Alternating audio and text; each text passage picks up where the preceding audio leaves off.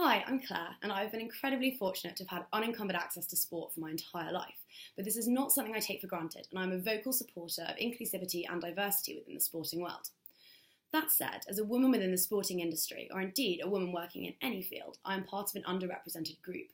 As soon as someone hears that I like football, they feel they must test this, because a woman can't know as much about sport as I do, and I'm subject to an interrogation as to the intricacies of the offside rule.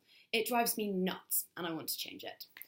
During work experience placements and internships, I've frequently been the only woman on the sports desk, which is so misrepresentative of the number of us that love and follow sport.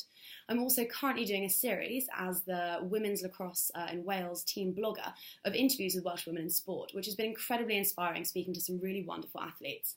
I want more women in sport and in general to be able to hold unquestioned opinions. I want more women in sport to feel represented and valued.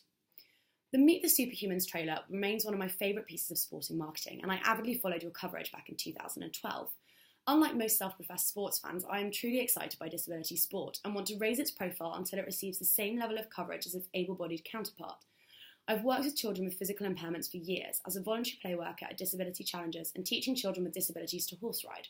As a track and field athlete, I was also fortunate enough to meet some phenomenal Paralympic athletes, including David Weir and Kyle Powell, which I feel gives me a much greater insight into the needs of this audience than many of my contemporaries. I'm similarly outraged by the tendency to neglect LGBT participants and audiences of sports.